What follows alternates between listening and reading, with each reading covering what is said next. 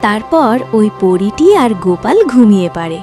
আর অন্যদিকে তখন তোলপাড় চলতে থাকে ওই সমুদ্রের পাড়ে। আবারও সেই মহলটিকে ভেসে উঠতে দেখা যায়। এবার শুধু সেখানে সেই মহলটি নয়, মহলের ভিতর একটি তান্ত্রিককেও দেখা যায়। এটি হচ্ছে সেই তান্ত্রিক যে ওই মহলটিকে তৈরি করেছে। মূর্খ মানব, তোর এত বড় স্পর্ধা! তোর কারণে আমার শত বছরের সাধনা ব্যর্থ হয়ে গেছে। আমি তোকে এভাবে ছাড়ব না। তোর কপালে খুব দুঃখ আছে। আর ওই পরী, তুই অন্য দুনিয়া থেকে এ দুনিয়ায় এসে আমার প্ল্যান সব ভেস্তে দিয়েছিস। এরপর তান্ত্রিকটি একটি জাদুর আয়নার মধ্যে দেখতে থাকে গোপাল আর পরীটি এখন কোথায় আছে। তার আয়নার মধ্যে পরিষ্কার দেখা যাচ্ছিল গোপাল আর ওই পরীটি রাতে একই ঘরে ঘুমাচ্ছে। আরে বাহ, আমার রাতের ঘুম হারাম করে তোরা এখন আরামে ঘুমোচ্ছিস। তোদের এই ঘুম আর দীর্ঘস্থায়ী হবে না। আমি আসছি তোদের ঘুম হারাম করতে। তারপর তান্ত্রিকটি গোপাল আর ওই পরীটির উদ্দেশ্যে বের হয়ে পড়ে।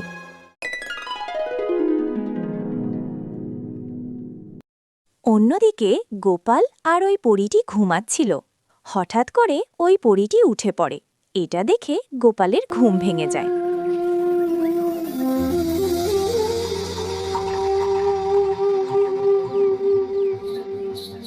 আরে কি ব্যাপার, হঠাৎ করে তুমি এভাবে ঘুম থেকে উঠে পড়লে কেন?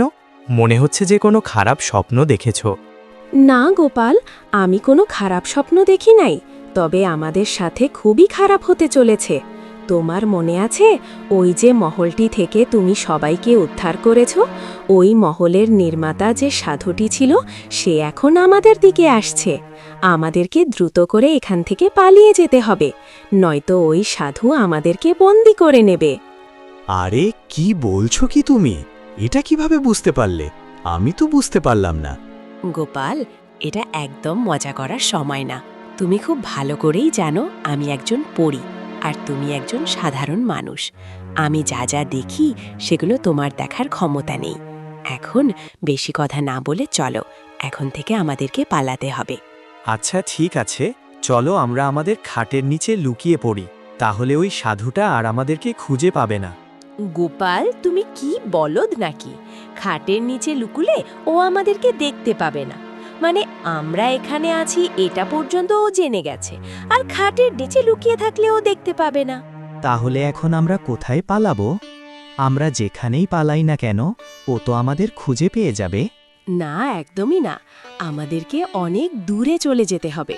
ওর নেটওয়ার্কের বাইরে চলে গেলে ও আর আমাদেরকে খুঁজে পাবে না।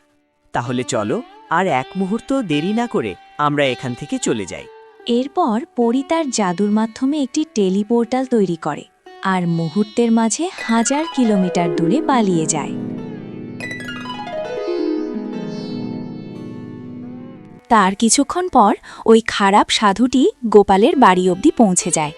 কিন্তু গোপালের বাড়িতে পৌঁছতেই সে বুঝতে পারে তারা আর সেখানে নেই। ওরা এতক্ষণে এখান থেকে পালিয়ে গেছে। গোপালের বাচ্চা, ওই পরীর সাথে তুই এখান থেকে পালিয়ে গেছিস। পালিয়ে আর কতটুকুই বা যাবি? আমার হাত থেকে বাঁচতে পারবি না। এরপর সাধুটি গোপালের ঘরে খোঁজাখুঁজি করে এক রুমে গোপালের মাকে দেখতে পায়। তারপর সে গোপালের মাকে নিয়ে গিয়ে বন্দি করে রাখে একটি কালকুঠুরিতে। অন্যদিকে গোপাল আর পরী পৌঁছে গেছে অনেক দূরের গভীর একটি জঙ্গলে। ওই জঙ্গলে পৌঁছে পরী হঠাৎ করে থেমে যায়। গোপাল, একটি অঘটন ঘটে গেছে। ওই সাধুটি আমাদেরকে না পেয়ে তোমার মাকে তুলে নিয়ে গেছে আর একটি গুহার মধ্যে নিয়ে বন্দি করে রেখেছে। আরে কি বলছো? ওই সাধুর এত বড় সাহস! আজকে আমি ওকে দেখে নেব। চলো, যা হওয়ার হবে। আমাদের ভয় পেলে চলবে না। আজকে ওই সাধুকে আমি মেরেই ফেলবো। দাঁড়াও গোপাল, এখন আবেগ দিয়ে ভাবলে হবে না, আমাদেরকে বিবেক দিয়ে ভাবতে হবে। নয়তোবা ওই সাধুকে আমরা হারাতে পারবো না। একে হারাতে হলে আমাদেরকে কৌশলে হারাতে হবে, কারণ ও আমাদের থেকে অনেক বেশি শক্তিশালী। তার মানে এখন আমাদের কিছুই করার নেই, আমাদেরকে বসে থাকতে হবে। ও আমার মাকে বন্দি করে ফেলেছে, আমার মাকে যে করেই হোক বাঁচাতে হবে। শোনো গোপাল, ওই সাধু একটি খারাপ সাধু, আর যত সব খারাপ কিংবা রাক্ষস আছে কিংবা খারাপ পড়ে থাকে তারা মূলত অমর হওয়ার চেষ্টা করে। এই সাধুও অমর হওয়ার চেষ্টা করছে, আর ওর প্রাণ ভোমরা সমুদ্রের নিচে একটি কলসিতে বন্দী আছে। আমরা যদি কোনো মতে পৌঁছাতে পারি তাহলে ওই সাধুকে আমরা মারতে পারব, আর সে মরে গেলে সব সমস্যার সমাধান হয়ে যাবে। তোমার মাও তার হাত থেকে মুক্তি পেয়ে যাবে, আর আমাদের পিছু করার মতো কেউ থাকবে না। তাহলে তো খুব ভালোই হলো। চলো, এখনই চলো। সমুদ্রের কোন জায়গায় সেই হাঁড়িটি রয়েছে যেটাতে ওর প্রাণভোমরা থাকে, সেটাকে আমরা উঠিয়ে আনব আর ওই হাঁড়িটাকে ভেঙে ফেলব, তাহলেই সব শেষ। না গোপাল, এটা এতটা সহজ হবে না। আমি তো এটাই জানি না যে সমুদ্রের কোন জায়গায় ওর প্রাণভোমরা হাঁড়িটা রয়েছে। আগে আমাদেরকে এটা জানতে হবে। তাহলে এখন আমরা কিভাবে জানব যে ওই হাড়িটা এখন কোথায় আছে? চলো, এখন আমাদেরকে অন্য একটি জায়গায় যেতে হবে। এরপর পরী গোপালকে নিয়ে চলতে থাকে। চলতে চলতে আকাশের অনেক উপরে উঠে যায়। তারপর আকাশের অনেক উপরে একটি সিংহাসনের মধ্যে আমরা একটা পরীকে বসে থাকতে দেখি। এই পরীটা জিপিএস ট্র্যাকারের মতো সব কিছু খুঁজে বের করতে পারে। আরে বাহ, এখানে তো দেখছি আরেকটা পরী। আচ্ছা, আমরা ওনার কাছে কেন এসেছি? গোপাল, আমাদের পরী রাজ্যে যতগুলো পরী রয়েছে সবার কিন্তু শক্তি আলাদা আলাদা, মানে এক একজনের এক একটা পাওয়ার রয়েছে। এই পরীর পাওয়ার হচ্ছে সে সব কিছু খুঁজে বের করতে পারে। এখন একমাত্র সেই বলতে পারে ওই খারাপ সাধুর প্রাণভোমরাটি কোথায় রয়েছে। বাহ বাহ বাহ, ভালোই তো। তাহলে তো আমাদের সমস্যার সমাধান হয়েই গেল। এরপর পরীটি ওই সাদা পরীকে জিজ্ঞেস করে, পরিমা, আমরা খুব বিপদে পড়ে আপনার কাছে এসেছি। এখন আপনি যদি আমাদেরকে সাহায্য করেন তাহলে অনেক উপকার হবে। তুই আমার কাছে সাহায্য চাইতেই পারিস, কিন্তু ওটাকে দেখে তো মানুষ মনে হচ্ছে। আর তুই মানুষ নিয়ে এখানে কেন এসেছিস? তুই জানিস না এখানে কোনো মানুষের আসা নিষেধ? হ্যাঁ পরিমা, আমি জানি, কিন্তু কি করব, খুব বেশি বিপদে পড়েই চলে এসেছি। আপনি প্লিজ এটা ক্ষমার দৃষ্টিতে দেখুন। এই মানুষটা খুব বিপদে পড়েছে। সে পৃথিবীতে আমাকে আশ্রয় দিয়েছিল। এখন একজন খারাপ সাধু আমাদের পিছে পড়ে আছে, আর ওর মাকে ওই সাধুটি বন্দি করে রেখেছে। ওই সাধুর ব্যাপারে আমাকে আরও কয়েকজন রিপোর্ট করেছিল, কিন্তু এখনও অনুসন্ধান চলছে। এখনও কনফার্ম হতে পারেনি যে ওই সাধু আসলে ভালো নাকি খারাপ। পরিমা, ওই সাধুটা অনেক বেশি খারাপ। এটা নিয়ে আর অনুসন্ধান করতে হবে না। ওই সাধুটা এখন অমর হওয়ার চেষ্টা করছে। ও অমর হওয়ার জন্য সমুদ্রের মাঝখানে একটি ফাঁদ পেতে রেখেছে। এটি সোনার মহল দেখিয়ে এটার ভেতরে মানুষদেরকে বন্দি করে রাখছে। এরকমভাবে 1000 জন মানুষকে ওই মহলে বন্দি করতে পারলে ও অমর হয়ে যেত। কিন্তু তার আগে আমরা এই মহলটাকে ধ্বংস করে দিয়েছি, যে জন্য ও এখন আমাদের পিছনে পড়ে আছে। কি বলছিস তুই? খুবই সাংঘাতিক। ওর তো একটা হেস্তনেস্ত তো করতেই হবে, নয়তো আমাদের মহাবিশ্বকে খুব বিপদে ফেলে দেবে। পরিমা, আমরা আপনার কাছে একটা বিষয় জানতে এসেছি। এই সাধুটার যে প্রাণভোমরা আছে সেটি কোথায় আছে? এর লোকেশনটা আমাদেরকে দিয়ে দিন, তাহলে আমরা আরেকটা ব্যবস্থা করতে পারব। তারপর ওই সাদা পরী তারা নিয়ম মতো খোঁজ নিয়ে দেখতে থাকে যে ওই সাধুর প্রাণভোমরা কোথায় রয়েছে, এবং কিছুক্ষণের মধ্যে সে ওই জায়গার লোকেশন পেয়ে যায়। শোন, বঙ্গোপসাগরে আরও একটি ছোট সাগর রয়েছে, যেটি সাগরের একদম গভীরে অবস্থিত, আর এটি হচ্ছে এত দ্রাঘিমা রেখা এবং এত অক্ষরেখা এই লোকেশনের মধ্যে সেই ছোট সাগর এবং ওর প্রাণভোমরার হাড়ি রয়েছে। গোপাল, চলো, আমাদেরকে এখনই যেতে হবে। এক মুহূর্ত দেরি করা যাবে না, দেরি করলে লেট হয়ে যাবে। তারপর ওই পরীটি আর গোপাল সে আকাশ থেকে যেতে যেতে বঙ্গোপসাগরের ওপরে চলে আসে, আর বঙ্গোপসাগরের ওপরে এসেই তারা সেই জায়গাটি থাকে যে জায়গার লোকেশন ওই সাদা পরী তাদেরকে দিয়েছিল, এবং কিছুক্ষণের মধ্যেই তারা সেই লোকেশন বরাবর চলে আসে। তারপর সমুদ্রের নিচে তারা ডুব দেয়। কিছুক্ষণ পর তারা সেই জায়গায় পৌঁছে যায়। পরী সেই হাড়িটিকে সাগরের নিচে থেকে ওপরে তুলে আনে।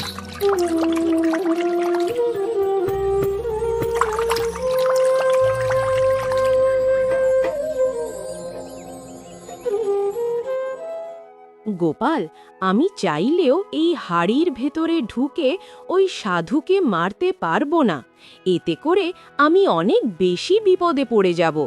ও যেহেতু তোমার মাকে বন্দি করে রেখেছে, তুমি তোমার মাকে বাঁচানোর জন্য এই হাড়িটিকে ভেঙে ফেলো। তারপর গোপাল একটা লাঠি দিয়ে সেই হাঁড়িটির ওপর সজোরে আঘাত করে। ফলস্বরূপ সেই হাঁড়ি ভেঙে টুকরো টুকরো হয়ে যায়। অন্যদিকে দেখা যায় সেই সাধুটি গুহার ভেতরে ছটফট করতে করতে মারা যায়। গোপাল, এতক্ষণে হয়তো ওই খাড়াক সাধু মরে ভূত হয়ে গেছে। চলো, এখন তোমার মাকে উদ্ধার করতে হবে। হ্যাঁ, ঠিক বলেছ। আর দেরি করা ঠিক হবে না। না জানি আমার মা কত কষ্টে পড়ে আছে।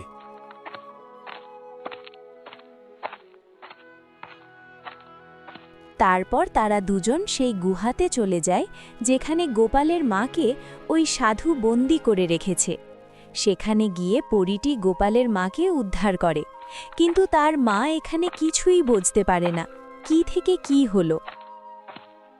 গোপাল তার মা এবং পরীকে নিয়ে বাড়িতে ফিরছিলেন। তখন আচমকাই তাদের সামনে দুটি সেনা সদস্য চলে আসে, আর তারা কোনো কথা না বলে পরীটিকে অর্থাৎ সেই মেয়েটিকে সেখান থেকে নিয়ে চলে যায়। বাবা গোপাল, এরা কারা ছিল আর এরা বাচ্চা মেয়েটিকে কেন নিয়ে গেছে? ওরা ওর কোনো ক্ষতি করবে না তো? মা, আমি তো কিছুই বুঝতে পারছি না। এরা কারা, কোত্থেকে এলো, আর মেয়েটিকেই বা কেন নিয়ে গেল? দেখ বাবা গোপাল, তুই আমার কাছ থেকে কিছু লুকুচ্ছিস না তো? কাল থেকে কি সব অদ্ভুত ঘটনা ঘটতেছে। হঠাৎ করে একজন সাধু আমাকে এখানে বন্দি করে নিয়ে এলো, আবার হঠাৎ করে এসে মারা গেল। আবার হঠাৎ করে তোরা কোত্থেকে এসে আমাকে সেখান থেকে ছুটিয়ে আনলি। এগুলো তো আমার কাছে স্বাভাবিক কোনো ঘটনা মনে হচ্ছে না। আচ্ছা মা, তুমি আমার সাথে বাড়িতে চলো। বাড়িতে গিয়ে আমি তোমাকে সবকিছু খুলে বলছি। তারপর চলতে চলতে গোপাল তার মাকে নিয়ে তাদের বাড়িতে পৌঁছে যায়। তারপর রাতের খাবার দাবার শেষ করে তারা দুজন শুয়ে পড়ে। গোপাল ঘুমের মধ্যে স্বপ্নে ওই পরীকে দেখতে পায়। গোপাল, তুমি মনোযোগ দিয়ে শোনো। আমাকে যে দুজন সেনা সদস্য বন্দি করে এনেছে তারা আমাদের দুনিয়ার। আমাকে বন্দি করে আমাদের দুনিয়ায় নিয়ে এসেছে। এখানে আমাদের যে রাজা রয়েছে তার ছেলের সাথে আমাকে জোর করে বিয়ে দিতে চাচ্ছে, কিন্তু আমি রাজি ছিলাম না। তাই আমি তোমাদের মানুষের দুনিয়ায় চলে গেছিলাম, কিন্তু সেখানে গিয়েও আমার শেষ রক্ষা হলো না। দয়া করে তুমি আমাকে এখান থেকে নিয়ে যাও, আর আমাকে এখান থেকে নেওয়ার জন্য সব রকম হেল্প তুমি সাদাপরীর কাছ থেকে পাবে। তুমি আবার তার কাছে যাও। এতটুকু বলে এই পরী তার স্বপ্ন থেকে বেরিয়ে যায়। তার কিছুক্ষণ পর গোপালের ঘুম ভেঙে যায়। আরে, আমি স্বপ্নেটা কি দেখলাম? এটা কি সত্যি? এটা সত্যি হোক বা মিথ্যা হোক, আমাকে যাচাই করে দেখতেই হবে। যে করেই হোক আমিও পরীকে বাঁচাবই। সে আমাকে অনেক সাহায্য সহযোগিতা করেছে। সে অনেক বিপদে আছে, তাকে জোর করে বিয়ে দিতে চাচ্ছে। আমি ওকে বাঁচিয়ে আবারও আমাদের দুনিয়া নিয়ে আসব। এরপর গোপাল আবারও সেই সাদা পরীর আকাশের উদ্দেশ্যে রওনা দেয়। গোপালের কাছে এখনও পরীর সেই পাওয়ারটাই ছিল, যেটা ব্যবহার করে সে উড়তে পারে। সে উড়তে উড়তে সেই জায়গায় পৌঁছে যায়, আর পরীও তখন সেখানেই বসেছিল। কি ব্যাপার মানব সন্তান, তুমি আবারও এখানে এসেছো? কি কারণে এসেছো? আর তোমার সাথে আমার পরীকে দেখতে পাচ্ছি না, ও কোথায়? পরিমা, আমি আপনার কাছে একটি সহযোগিতা চাইতে এসেছি। আমার সাথে গতবার যে পরীটা এসেছিল সে এখন খুব বিপদে আছে। ও বলেছে আমি যদি আপনার কাছে আসি তাহলে আপনি আমাকে কোনো না কোনো পথ দেখিয়ে দেবেন, তাই আপনার কাছে আসা। আরে কি বলছিস তুই? ও কোথায় আছে আর ওর কি হয়েছে? আসলে ও ওর দুনিয়া থেকে এ দুনিয়ায় পালিয়ে এসেছিল, কারণ ওদের রাজার ছেলের সাথে ওকে জোর করে বিয়ে দিতে চাচ্ছিল, কিন্তু সে ওই বিয়েতে রাজি ছিল না, তাই এখানে পালিয়ে এসেছে। কিন্তু গতকালকে রাজার কিছু সৈন্য হয়েছে ওকে বন্দি করে নিয়ে গেছে। রাতেও আমার স্বপ্নে এসেছিল আর বলেছিল আপনার কাছে আসলে আপনি কোনো না কোনো পথ দেখিয়ে দেবেন। আরে কি বলছিস কি? এটা তো খুবই অন্যায়। সে যেই হোক না কেন, হোক রাজা হোক প্রজা, তার কোনো অধিকার নেই কাউকে জোর করে অন্য কারো সাথে বিয়ে দেওয়া। পরিমা, এখন আপনি আমাকে বলুন আমি কিভাবে পরীর দুনিয়ায় ঢুকব এবং সেখান থেকে তাকে উদ্ধার করে নিয়ে আসব। আচ্ছা, আমি যদি তোকে পরীর দুনিয়ার ঠিকানা দিয়ে দেই, মনে কর তুই সেখানে গেলি, কিন্তু ওদের শক্তির সামনে তো তুই টিকবি না, ওদের কাছে তো তুই কিছুই না, তুই কিভাবে ওকে উদ্ধার করে নিয়ে আসবি?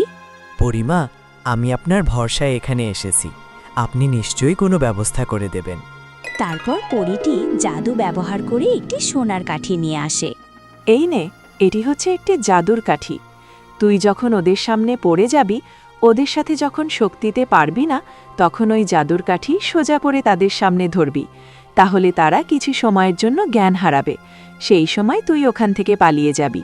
আমি শুধু এটুকুই সাহায্য করতে পারবো। ঠিক আছে পরিমা, আমার জন্য এইটুকুই যথেষ্ট। এখন আমাকে এটা বলুন, আমি কিভাবে সেই পরিরাজ্যে প্রবেশ করতে পারবো? পরীর রাজ্যে প্রবেশ করার জন্য তোকে বেশি একটা পরিশ্রম করতে হবে না। আমি এখানে একটা পোর্টাল তৈরি করে দিচ্ছি। এটার মধ্যে লাফ দিলে তুই সরাসরি পরীর রাজ্যে পৌঁছে যাবি। এরপর পরীটি সেখানে একটি পোর্টাল তৈরি করে, আর গোপাল গিয়ে সে পোর্টালের মধ্যে জাম্প করে। সাথে সাথে সে পরীর দুনিয়ায় পৌঁছে যায়। আরে, এখানে তো সবকিছু দেখছি আমাদের দুনিয়ার মতোই। আমি তো ভাবছিলাম পরীটার দুনিয়াটা হয়তো রং বেরঙের অনেক কিছু দিয়ে সাজিয়ে রাখবে। গোপাল অনেক হাঁটাহাঁটি করার পর, অনেক খোঁজাখুঁজি করার পর তাদের রাজ্যের রাজমহলের খোঁজ পেয়ে যায়। তারপর চুপি চুপি এ রাজমহলের ভেতরে ঢুকে যায়। মহলে ঢোকার পর তার সাথে একটি সৈন্যের দেখা হয়।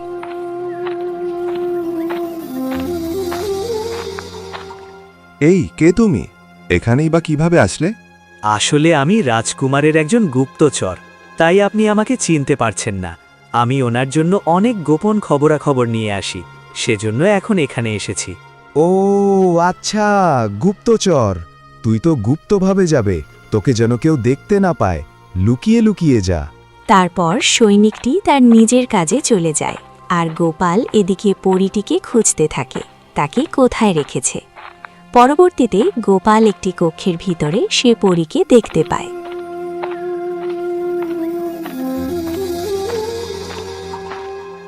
গোপাল, তুমি এসেছো? তুমি জানো না এখানে আমি কত কষ্টে আছি। তোমাকে না দেখে থাকাটা আসলে অনেক কষ্টকর। কেন জানি না তোমার প্রতি আলাদা একটা মায়া জন্মে গেছে। তুমি আমাকে এখান থেকে নিয়ে চলো। তুমি একদম ভয় পেও না, তোমাকে আর এখানে থাকতে হবে না, আর ওই রাজকুমারকেও বিয়ে করতে হবে না। আমি তোমাকে এখান থেকে নিয়ে যেতে এসেছি। কিন্তু আমরা এখান থেকে কিভাবে বের হব? বের হতে গেলে তো ওরা আমাদেরকে দেখে ফেলবে, আর সাথে আমাদের দুজনকে বন্দি করে ফেলবে, আর তোমাকে হয়তো ওরা মেরেই ফেলবে। একদমই না, তুমি ভয় পেও না, ওরা আমার কিছুই করতে পারবে না। কারণ দেখো, আমার হাতে রয়েছে জাদুর কাঠি। যখন ওদের সাথে আমি শক্তিতে দিতে কুলাবো না, তখন এই জাদুর কাঠির সামনে ধরে রাখলে ওরা কিছু সময়ের জন্য অজ্ঞান হয়ে যাবে। তখন আমরা সেখান থেকে খুব সহজে পালিয়ে যেতে পারবো। গোপাল এ কথাটা বলে শেষ করেছে, ঠিক তখনই সেখানে রাজকুমার চলে আসে। এই কে তুই? আর এখানে কি করছিস? এখানে কিভাবে আসলি? আমি এখানে আমার প্রিয়তমাকে নিয়ে যেতে এসেছি। তুমি ওকে জোর করে বন্দি করে রেখেছ। আমি ওকে নিয়ে আমাদের দুনিয়ায় চলে যাব। তোর সাহস তো দেখি কম না। তুই একটা মানুষ হয়ে আমার সামনে জোর গলায় কথা বলছিস। আমার পাওয়ার সম্পর্কে তোর কোনো ধারণাই নেই। গোপাল তখন এই জাদুর কাঠিটি তার সামনে ধরে রাখে, যার কারণে ওই রাজকুমার অজ্ঞান হয়ে পড়ে যায়। তখন আবার গোপাল জাদুর কাঠি সামনে ধরে রাখলে পোর্টাল ওপেন হয়ে যায়। গোপাল পরীকে নিয়ে সে পোর্টালে ঝাঁপ দেয়, সাথে সাথে তারা সেই পরীর সামনে চলে আসে।